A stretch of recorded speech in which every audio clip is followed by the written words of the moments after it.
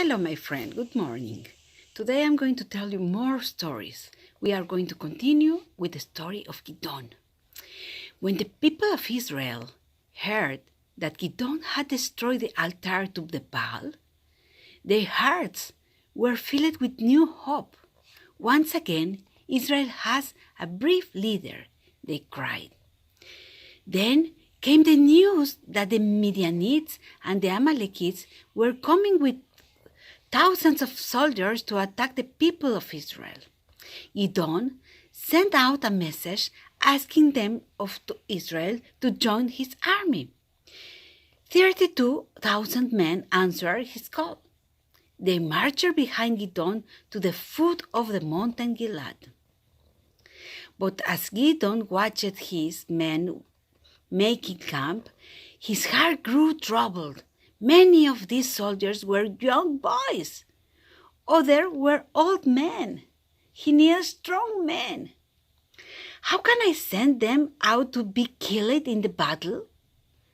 Gideon thought.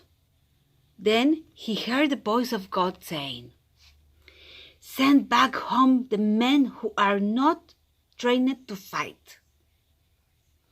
Take the others to the river to drink. Some of the men will lap the water like the dogs. Take only these men into battle." The next day, Gideon sent the young boys and old men back to home. He told the men who were left to the river, "Only 300 of them drank like a dog." These men Gideon kept for his army. That night, Gideon and his servant went to spy upon the enemy. They hid in the shadows near the enemy camp and listened to the soldiers talking. They were listening what they were talking. "Last night," said one soldier, "I dreamed a cake of barley came rolling into our camp and knocked down a tent."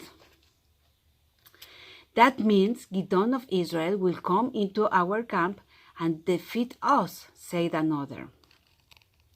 When Gideon heard these words, he whispered to his servant, "Let us hurry back to camp, for now it's time to attack."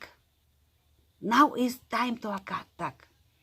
Gideon divided his 300 men into 3 companies.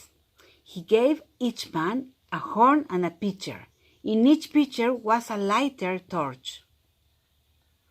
Still as mist, Gideon's army marched through the night, just outside the enemy camp.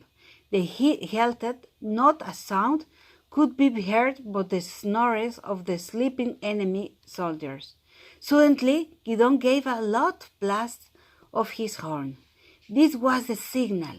The men of Israel charged into the enemy camp. With pitchers crashing and torches flashing, Israel charged on Midian. The trumpets blew, the voices cried for the Lord and for Gideon. The sleeping enemy thought the end of the world had come. They were so frightened.